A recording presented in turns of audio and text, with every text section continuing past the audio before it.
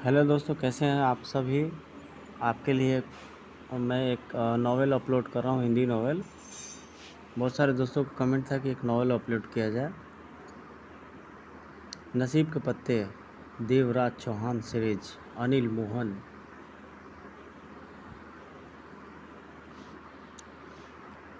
10 crore dollar के अमेरिकी जासूस रिचर्ड जैक्सन का अपहरण किया जुगल किशोर और उसके साथियों ने। अपहरण सफल रहा।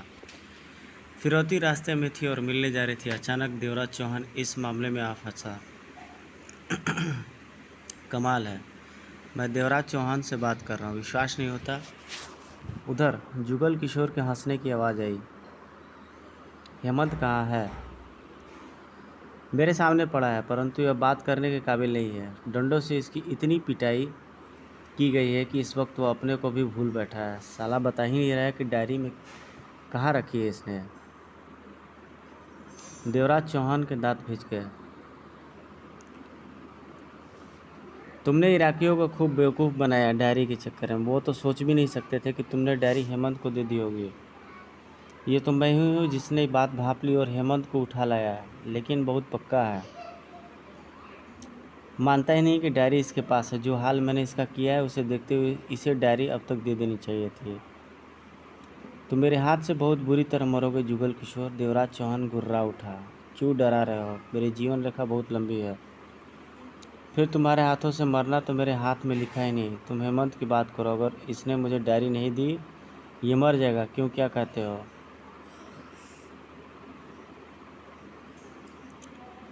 जाकिर, शेख हुसैन, मौला और वजीर खान इराक से हिंदुस्तान आए थे सद्दाम हुसैन की छिपी दौलत के बारे में बताने वाली उस डायरी की तलाश में, जिसमें बताया गया था कि मौत से पहले सद्दाम हुसैन ने अपनी खजाने जैसे अथाह दौलत को कहाँ छिपाया। और वो डायरी पहुंच गई इत्तेफाक से देवराज चौहान के पास।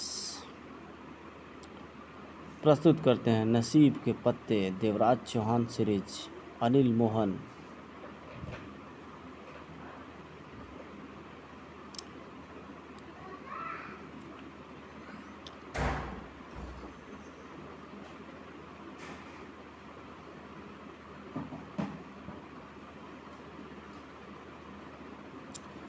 नमस्कार मेरे प्रिय पाठकों को, अनिल मोहन का नमस्कार।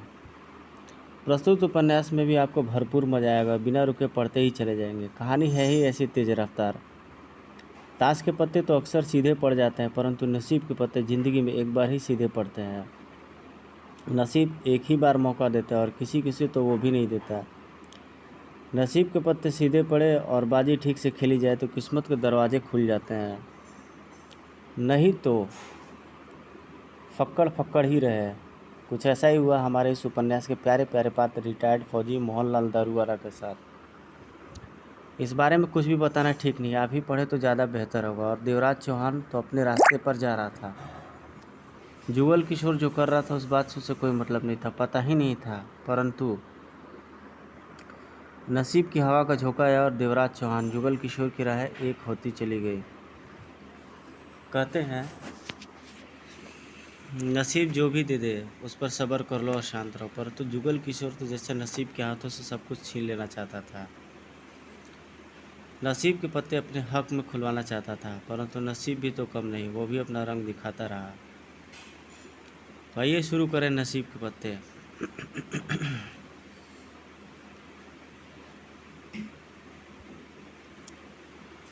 मोहनलाल दारूवाला।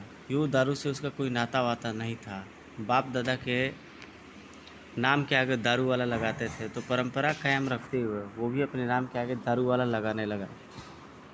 यहाँ तक कि दारू पीने का शौकीन भी नहीं था, यूँ ही कभी कभार साल में एक आध बार पीने का मूड आया तो थोड़ी बहुत ले लेता था। मस्त बंदा था दारू वाला। परंतु अपनी ज़िंदगी से, अपने नसीब से उसे शिकायत बहुत ज़्यादा थी।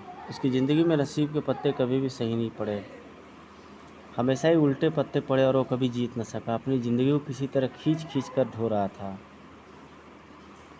इसी वक्त दोपहर का 1 बज रहा था। मोहनलाल दारूवाला फरीदाबाद के पास पहाड़ियों और जंगल में मौजूद था और एक छोटी सी पहाड़ी पर चढ़ा टेलीस्कोपिक गन पर आंख लगाए हिरणों के झुंड को देख रहा था। उगली गन के ट्रिगर पर टिकी हुई थी।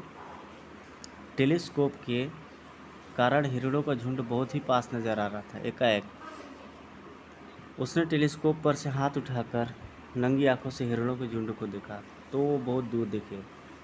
उसने फिर टेलीस्कोप पर हाथ लगा दी और एक हिरण को निशाने पर लेकर बड़बड़ाया, देख मैं अब तेरा निशाना लेने जा रहा हूँ, तू घबराना मत, यही खड़े रहना। अगर तू अपनी जगह से हिटा तो तेरा मूड खराब हो जाएगा। अगले पल उसने ट्रिगर दबा दिया, धाए।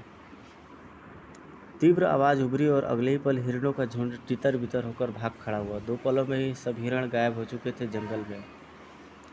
जिस हिरण को वो निशाना ले रहा था वो भी गायब हो चुका था। सत्यानाश। उसने टेलीस्कोपिक गन से हाथ उठाकर बुरा सा मुंह बनाया, मेरा नसीब ही खराब है, एक हिरण भी हाथ नहीं आया। दोपहर की धूप शरीर को चुभ रही थी। आसपास देखने के बाद उसने पुनः टेलीस्कोप से आँख हटाई और खड़ा होते बड़बड़ाया, आज का दिन खराब हो गया, कोई फ़ायदा नहीं हुआ। पास रखा छोटा सा बैग कंधे पर लटकाया और गन संभाले वहाँ से हर तरफ नजरें घुमाए। वो एक ऐसी छोटी पहाड़ी पर खड़ा था जहाँ से हर तरफ जंगल ही जंगल नजर आ रहा था। मोहनलाल दारूवाला पहाड़ी से थोड़ा नीचे उतरा और एक तरफ छाया में बैठकर गन को पास ही रखा था और बैग को कंधे से उतारकर बैग में से टिफिन निकाला। छोटा सा टिफिन ऐसा था जैसे 5वीं का बच्चा उसमें स्कूल का खाना ले जाता हो। उसे खोला तो भीतर एक पराठा पड़ा था। पराठे को उठाया और खाने लगा। नज़रें सामने के जंगल में फिर दे रही थी। वो शांत लग रहा था। उसने चेहरे पर ऐसे भाव थे जैसे अब जिंदगी से कुछ भी पाने की इच्छा ना हो, पाने की कोशिश में थक गया और जब मिल रहा हो उसे मजबूरन संतुष्ट हो। पराठे लूपी लंच करने के बाद बैग से पानी की बोतल निकालकर उसमें मौजूद बचा खुचा पानी पिया और फिर उसे वापस रखकर बैग को बंद करके पीठ की तरफ तकिए की तरह रखा और पास में रखी गन को थपथपाकर और लेटा सा होकर आंखें बंद कर ली। वो कुछ देर सुस्ता लेना चाहता था। हिरण का शिकार करने की चाहत की वजह से हिरणों के झुंड आने के इंतजार में वो 2.5 घंटे तक एक ही जगह पर बैठा रहा और अब कुछ थकान महसूस कर रहा था। आंख लग गई मोहनलाल दारूवाला की। दायां हाथ गन पर ही रखा हुआ था जिससे ये जाहिर हो रहा था कि आदतन वो सतर्क रहने वाला इंसान है। करीब करीब आधा पौना घंटा वो इसी प्रकार नींद में रहा। तभी एक धमाके की नींद आई तो उसकी आंखें खुल गई। वह सीधा होकर बैठ गया। गन पर पकड़ मजबूत हो गई। नज़रें हर तरफ जाने लगी। होठ थोड़े से सिकुड़ गए। वो समझ नहीं पाया कि उसकी आंखें क्यों खुली है, क्या हुआ था। चंद पल इसी उलझन में बीत गया। मोहनलाल दारूवाला सतर्कता से आसपास देखे जा रहे थे कि पास में शेर या चीता हो। इतना तो पक्का था कि वो आँख खुलने की वजह कोई शोर या कोई आहट ही थी।